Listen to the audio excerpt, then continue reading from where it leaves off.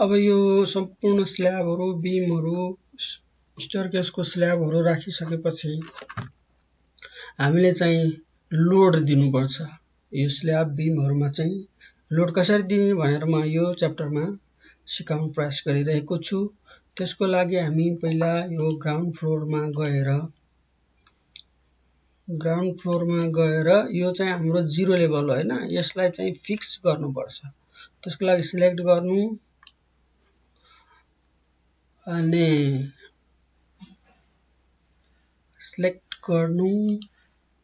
असाइनमा जानु, जोइन्टमा जानु, रेस्ट्रेन्टमा जानु। यहाँ रेस्ट्रेन्टमा यो फिक्सलाई क्लिक गर्नु। त्यसको लागि अनि एप्लाई गर्नु र ओके गर्नु। यहाँ हेर्नु त यो प्लस प्लस आको छ, अलि ठुलो बनाएर हेर्नु, प्लस प्लस आको छ, हरियो हरियो। यो फिक्स भयो अब हैन। यसलाई 3D मा पनि हेर्न सकियो। 3D मा हेर्नु तल मुनि यहाँ प्लस ई फिक्स भएको छ, सबै कलममा फिक्स आको छ। XY plan. अब हाम्रो माथि जानु।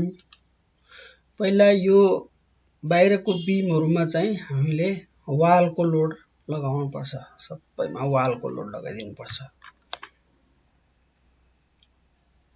त्यसको त्यो भन्दा पहिला त हामीले यो लोडहरु चाहिँ एसाइन गर्नुपर्छ। त्यसको सबभन्दा पहिला हामीले के गर्नुपर्छ त लोडहरु डिफाइन गर्नुपर्छ। डिफाइन लोड प्याटर्न आयो हैन। डेड लोड जहिले पनि 1 हुन्छ, 1 ले मल्टिप्लाई गरेको हुन्छ डेड लोडलाई। अरु चाहिँ लोड प्याटर्नमा अरु सबै लोडलाई चाहिँ अब लाइभ लोड भनेर राख्नु। यहाँ लाइभ लोड क्यापिटलमा लेखौं है। LIVE live LOAD live load. Live load चाहिँ 0। यो यहाँ पनि लाइभ भनेर लाइभ लोड चाहिँ दुई किसिमको हुन्छ। एउटा ग्रेटर देन 3 ग्रेटर देन 3 चाहिँ 0.5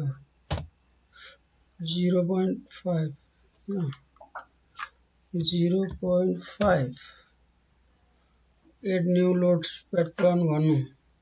अनि अर्को चाहिँ यो लाइभ लोडमा चाहिँ लेस देन 3 पनि हुन्छ। शिफ्ट लेस देन 3 लाई चाहिँ 0.25 हुन्छ एड गर्नु। अब अर्को लोड भनेको वालको लोड। वाल लेख्नु। वालको लोड चाहिँ अदरमा भनेर लेख्नु है, किनभने यो डेड जस्तै हो, यसलाई 0 नै हुन्छ एड। अब स्टेयरकेस लोड भन्नु। अब STAIR स्टेयरकेस भन्नु। स्टेयरकेस लोडमा चाहिँ हामी स्ल्याबमा लोड दिने हो, त्यो चाहिँ 0.5 राख्दिनु। स्टेयरकेसको लाइभ लोड हो, एड गर्नु हैन। त्यस्तै स्टेयरकेसलाई चाहिँ लाइभै लेख्दिनु।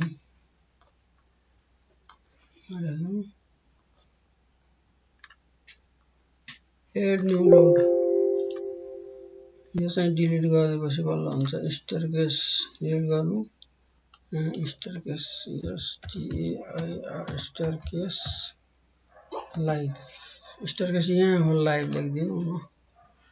स्टेयरकेस लाइभ नै हुन्छ। यसमा चाहिँ 0.5 एड न्यू लोड गर्नु। अब फ्लोर फिनिश लोड हुन्छ। फ्लोर फिनिश लोड लेख्दिनु यहाँ। FF लेख्दिनु फ्लोर फिनिशलाई। यो पनि यो अदरमा राख्दिनु। यसलाई अदर कति हुन्छ त 1। यसलाई 0 राख्नु। अहिले वाल लोडलाई 0 राख्नु।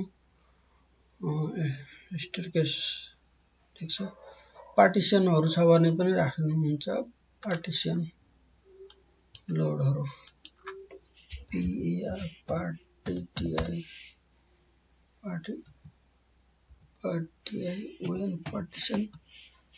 पार्टिसनमा पनि उदाहरण हुन्छ एड गर्दिनु 0 अनि अर्थक्वेक लोड हवाहरु पर्दैन यो भन्दा धेरै अब EQX अर्थक्वेक दुई किसिमको हुन्छ EQX डाइरेक्सनमा यहाँ लोडको चाहिँ क्वेक लोड भन्नु पर्यो अनि यसमा चाहिँ हामीले इन्डियाको IS कोड अनुसार गर्ने हो त्यसको लागि IBC हैन चाइनिज हैन इटालियन हैन खै त यहाँ त आको छैन कुन लोड 2002 IS 1893 2002 यो IS 1893 2002 भनेर राख्नु यसलाई एड भन्नु गरिसकेपछि यसलाई मोडिफाईमा जानु मोडिफाईमा चाहिँ एक्स डाइरेक्सन भन्ने चाहिँ ठीक छ यो नेपालको सिस्मिक जोन को जेड फ्याक्टर भनिन्छ यो जहिले पनि 0.36 हुन्छ सोइल टाइप 3 किसिमको छ हामीले मिडियम सोइल भनेको first second third second medium राख्नु इम्पोर्टेन्स फ्याक्टर 1 हुन्छ रेस्पोन्स रिडक्सन फ्याक्टर 5 ठीक छ युजर स्पेसिफाइड भनेर यहाँ लेखे पनि भयो 0 जेड मा चाहिँ 0 देखि हैन हामीले चाहिँ 1.5 देखि भन्दा राम्रो हुन्छ अरु सब ठीक छ ओके गर्नु यसलाई त्यस्तै EQ Y डाइरेक्सनको लागि लोड प्याटर्न हाल्नु पर्यो Y क्वाक हो यो पनि ठिकै छ एड न्यू गरेपछि यो आउँछ यसलाई पनि मोडिफाई लेटरल लोड प्याटर्न भन्नु यहाँ एक्स छ नि यसलाई चाहिँ Y डाइरेक्सन भनेर क्लिक गर्नु यो सब एउटै हुन्छ यसमा पनि यो गरे पनि हुन्छ नगरे पनि हुन्छ 1.5 लेख्नु हैन ओके ल लोड प्याटर्न चाहिँ अब ओके यो भन्दा अरु बढी केही गर्नु पर्दैन लोड प्याटर्न भयो त्यसपछि डिफाइन मास सोर्स डिफाइन गर्नु पर्यो हैन मोडिफाई गर्नु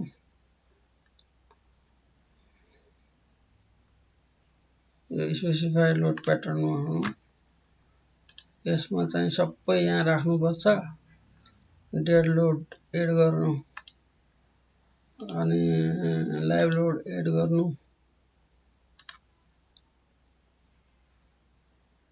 लाइभ लोड ग्रेटर देन 3 मा चाहिँ यो 0.5 हुन्छ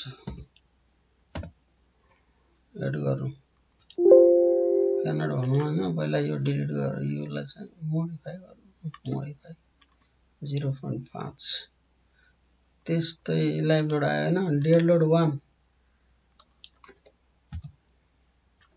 8 अनि live load less than 3 0 modify गर्नु 0.5 0.25 मोडिफाई हैन आयो अनि वाल लोड 1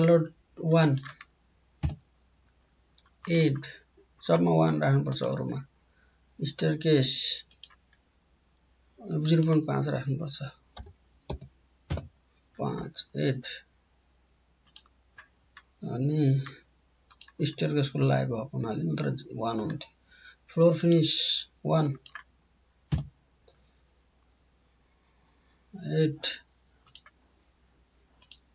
के छ बाँकी पार्टिसन 1 8 और केही बाँकी छ यो EQX र EQS मा राख्नु पर्दैन यो मास सोर्स RC1 भनेर यो चाहिँ ओके भयो The current mass source include both elements self mass and at least one load pattern with self greater than 0, possibly resulting double counting the self mass. Okay गर्नु मास source define भइसकेपछि अब हामीले load combination हेर्नु पर्यो। Load कम्बिनेसनमा चाहिँ design भनेर भन्नु, concrete frame design भन्नु, सेट लोड कम्बिनेसन डाटा यो पर्दैन नि क्यान्सल गर्नु, ओके गर्नु। यहाँ 10 वटा आयो नि, खास यो 14 वटा आउनुपर्छ यहाँ। त्यसको लागि हामी डिजाइनमा जानु, यसलाई अहिले ओके गर्नु। डिजाइन कङ्क्रिट डिजाइन फ्रेम यो भ्यू रिभाइज प्रेफरेन्स यहाँ हेर्नु, यहाँ क्लिक गर्नु। यहाँ चाहिँ के छ, यहाँ हाम्रो चाहिँ डिजाइन कोड कति हो खास भन्दाखेरि यो हो। के छ त यहाँ यो इन्डियन आइएस 456-2000 हो नि, त्यही भएर त्यहाँ 14 वटा आउनु पर्नेमा 10 वटा आएको थियो। यसलाई चाहिँ अब ओके गर्नु। अब लोड कम्बिनेसन हेर्नु त, लोड कम्बाइनेसन यसलाई चाहिँ मोडिफाई अहिले क्यान्सल गर्नु र यसलाई चाहिँ एड डिफल्ट यहाँ कङ्क्रिट फ्रेम ओके आयो नि 14 आएन, धेरै आयो 14 दुनी 24 आयो, 8 9 10 हामीलाई चाहिन्छ 14 हो, त्योभन्दा बढी चाहिँदैन, यो क्यान्सल गरिदिए हुन्छ। ल 14 वटा राखेपछि हुन्छ ओके। लोड कम्बिनेसन भयो। अब डिफाइन लोड केसेस गर्नु। सब लिनियर इक्युएस र युआई चाहिँ लिनियर हैन, यो चाहिँ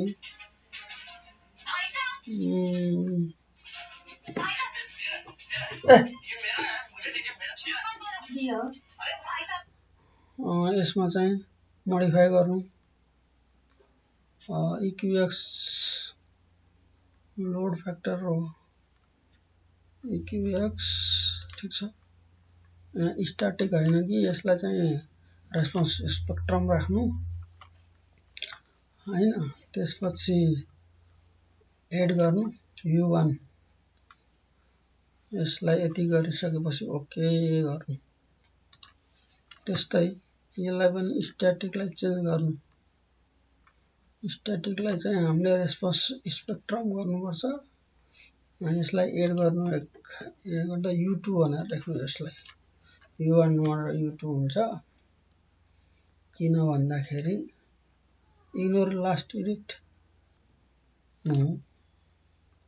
U1 U2 यस भन्नु, ओके गर्नु। यस ल ओके। अब यो सबै लोड कम्बिनेसन पनि भइसक्यो हैन। लोड बाइ प्रोग्राम फंक्सन पनि गरे, रेस्ट्रिक्सनमा गरे, हेरे हुन्छ। यो ठिकै छ, यो ओके गर्नु। ल अब हामीले चाहिँ यसमा लोड दिने हो। अब लोड भइसक्यो सबै। अब लोड दिनलाई यो चाहिँ के छ, XY 3D तल जाउँ, कहाँ आइसक्यो। अब एक स्टेप माथि Z बराबर 1.5 मा चाहिँ अब यो यसलाई चाहिँ नर्मलमा छ कि छैन हेर्नु पर्यो। नर्मलमा छ भने एक्सट्रुड गरेको छ के बीमहरु, त्यो नर्मलमा लानुपर्छ। ओके गर्नु। सानो आयो नि। अब सबैलाई हैन, यो बाहिरको बीम जतिमा चाहिँ हामीले लोड दिने हो। अब बाहिरको बीमहरुमा जति पनि बीम छ बाहिरको आउटसाइड बीम क्लिक गर्नु र सिलेक्ट गर्नु। सिलेक्ट गर्नु। यो बाहिरको जति बीमहरुलाई सिलेक्ट गर्नु। त्यो गर्नु भन्दा पहिला चाहिँ यो दुईटा बीम, यो यी जम्मै बीमहरुलाई चाहिँ सबैलाई हैन पहिला चाहिँ यो बीम छ नि एउटा यहाँदेखि यहाँसम्म एउटा बीम गरिन्छ हामीले हैन त्यसै भएर एउटा बीम बनाउनलाई मर्ज गरिदिनु पर्छ त्यसको लागि यो बीमलाई अहिले सिलेक्ट नगरौँ पहिला मर्ज गरौँ यो बीम छुट्टा छुट्टै यो कारण छ यसलाई चाहिँ एडिटमा जानुस् अनि के छ त यहाँ एरिया छ एडिट लाइन जोइन फ्रेम गरिदिनुस् ल यो एउटै हो अब यहाँ क्लिक गर्नु त यो पुरै सिलेक्ट हुन्छ नि त अब यो पनि भएन अन्डु गर्नु यो बीम र यो बीम यो तीनटा बीमलाई चाहिँ एउटा बनाउने हो एडिट लाइन जोइन फ्रेम ल यो फ्रेम अब यहाँ गर्ने बित्तिकै यो एउटा भयो नि हैन हो त्यस्तै गराइदिनु यता पनि यो 1 2 3 टालाई 1 2 लोड दिन सजिलो हुन्छ के लोड तीनटा ए किन हुन अलि ठुलो बनाउनु अब कुन हो फेरि यहाँसम्म हो यो बीम हो एउटा हो एडिट लाइन जोइन फ्रेम गरिदिनु यो यहाँ क्लिक गर्नु त अब एउटै बीम भएर आउँछ अरु त के छ अरु सबै यो एउटा यहाँ छ यो बीम र यो बीमलाई अघि जस्तै एडिट लाइन जोइन फ्रेम अब सबै यहाँ पनि रहेछ यो एउटा बीम हो यो बीमलाई एउटै बनाइदिनुस् एडिट लोड दिन सजिलो हुन्छ जोइन फ्रेम गर्नुस् भयो हैन यो गरिसकेपछि अब यो बीमहरुलाई पनि गरौँ एउटै बनाउनु यो बीमलाई एउटै बनाइदिनुस् लाइन जोइन फ्रेम भयो हैन त्यस्तै यहाँ पनि रहेछ 1 2 3 4 यसलाई हैन एडिट लाइन्स जोइन फ्रेम ल भयो अब यति गरिसकेपछि फटाफट हामीले चाहिँ लोड दिने हो यहाँ छ यो